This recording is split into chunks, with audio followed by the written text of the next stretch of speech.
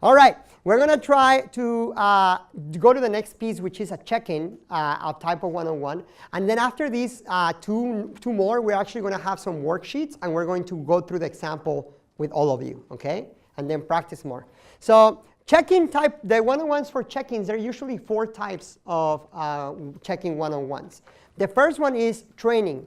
So you might have a check-in one-on-one with a person to train them on something. So maybe if I wasn't able to come on Saturday to the farmers market with Rachel, maybe they were having a training after that Saturday to share more information about their findings of their campaign. So they might invite me to that training. And I say, no, I can't go. Well, maybe we can do a one-on-one on the check-in. Or if I ask you to host a house meeting, I might sit down with you and train you on how to plan that one-on-one, okay? The second one is strategy. One-on-ones where you sit down to strategize for something. So I just had a one-on-one like that with a community organizer in Phoenix. She works in behavioral health, and I want to put an event together about the impact of behavioral health and trauma on students. So I asked her, can you host this event? And she said yes. So we got together and planned who we're going to come, who we're going to invite, et cetera. So we strategized. The third one is debriefing. This is one of the most important check-ins. So after I actually have the meeting with Rachel and I show up to the farmer's market, a good thing might be, hey, you showed up. Can we meet next week and have a debrief about today? Why do you think we do debriefs after every event? Why should we do a debrief?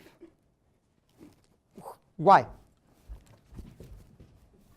To figure out what we're doing well and what we should be doing better in the future. So to improve our practice, right? What else? What else do you think? It also makes the person feel like they are valued and their experience of it is valued, so that they're more likely to be bought in for future events. That's right. You also can follow up on next steps after the debrief. So from the things that come out of the debrief, if the person said, yeah, you know what? I wish that I could have actually invited the volunteers to come earlier instead of that time. So I realized this person is actually good volunteer management, right? Well, that's a great idea. Can you handle that piece of the volunteering next week? Can you actually take over that next Saturday, right? So that's a great way to delegate as well, doing debriefs. The fourth one is report backs. So one thing that I usually like to do with volunteers that I work with is that I connect them with other organizations or efforts.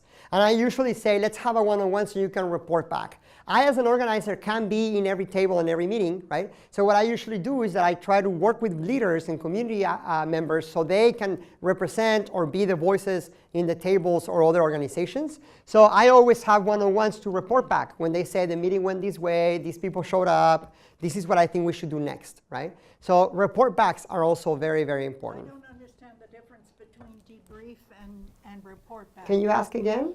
I don't understand the difference between debrief and report back. Thank you for that question. So debriefs are usually after something happens, an event that you organized or an event that the person volunteered on or some type of activity that the person participated on. Report backs are usually, for example, if you are a volunteer and you went to a conference, right?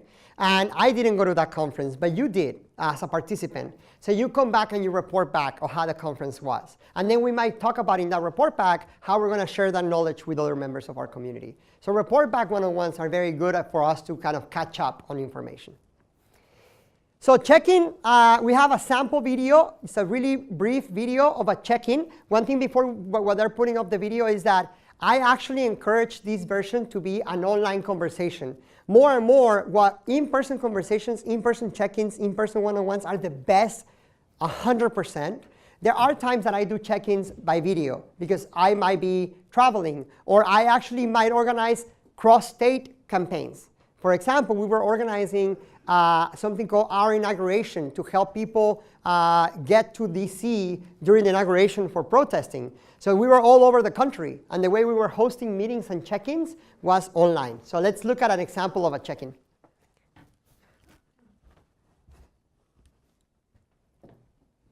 Hey David, can you hear me? Hey Cindy, yeah, I can hear you. Can you hear me? Yes, I can hear you. Great. Perfect. It's been a while since I checked in. How are you doing? How's all the wedding stuff going? Good, good. Thank you for asking. The wedding is coming up, but as you can imagine, it's taken over my life. Yeah. That's so great. Again, congratulations. How's your partner feel about it?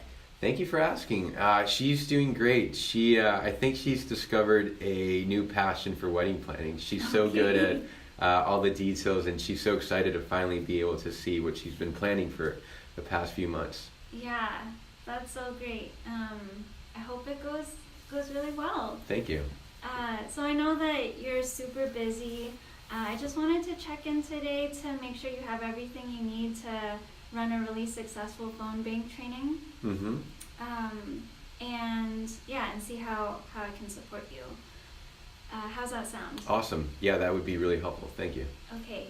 And so whenever I plan an event like this, I always make sure to go over turnout, agenda, and logistics. Okay. Is there anything else you wanted to go over today? Nope. Okay, great. So we'll start with turnout. Do you want to share a little bit about your turnout goals? Yeah, so as we talked last time, my turnout goal was to get 20 people to come. So I made a lot of phone calls, and I got 35 family, friends, neighbors, community members confirmed to come to the event. Okay, that's so great. Thank you. I'm really excited. Yeah, so you said that you wanted 20 folks to be in the room for the training. Yep. And generally with confirmations and turnout, we want to confirm twice the number of folks that we want in the room. So if we want 20 folks to be at the training, we would generally confirm 40 folks. Got it. Yeah, so we're almost there. We still have a few weeks before the training. How's that sound?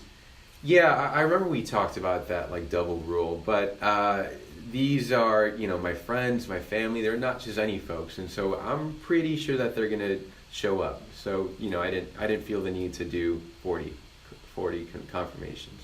Okay.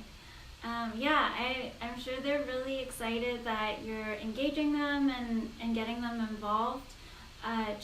In my experience, it's really good to make sure that we confirm all of those folks so that we meet our goal.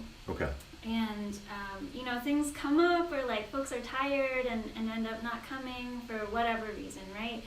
So just to make sure that we do meet our goals, we want to hit that 40 confirmations. Is there any support from me that you need to reach that? Yeah, I'm wondering if you maybe have like a template email that I can send folks to remind them about the event. So I'm going to pause it there because of time, but she did an incredible job, by the way, in a few nuggets of information, okay? So first of all, what did she do in the beginning? What did she say? We're going to this is a check-in to walk through 3 things. Anybody remembers what did she say? The 3 things we're going to walk through? Let me see over there. What were the 3 things? She said turnout, agenda, and logistics. Turnout, agenda, and logistics. Turnout, agenda, and logistics. Every single event in this world, be my birthday party or be a rally for the most amazing candidate in the world with 1 million people showing up, have those 3 elements. Turnout, agenda, and logistics. So during the check-in, she said, we're going to talk about these 3 things, right? We're going to start with turnout, because turnout is the most important one, and it's the hardest one, okay? Usually, the agenda we can figure out. If we don't have an agenda before we plan the event, by the way, that's a big red flag, right? So usually it's what is the agenda, what is the goal, right? What is the turnout goal? It's a really important thing. And then the logistics are the last part. Organizers so very often spend the most of their time in logistics. And that is a huge flag. The reason is because it's the thing that is more black and white. I know that if I ask for translation devices, I'm going to have the translation devices. I can have sign-in sheets printed, right? It's everything I'm under control. Turnout, we are not in full control of, right? But there is a science. She did something very good in this conversation. Rachel was like shaking her head because the volunteers said what? How many people have the volunteer confirmed? All of you? How many? 35, right? And how many was the goal? 40. How many people were going to show up to the meeting? 20.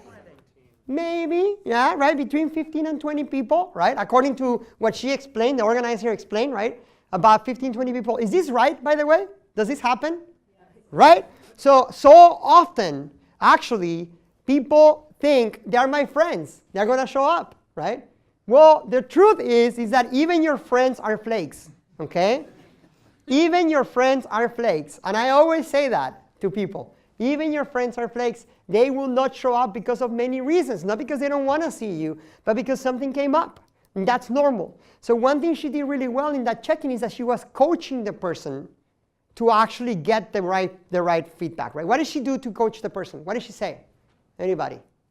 What did she say to coach the person? Yes.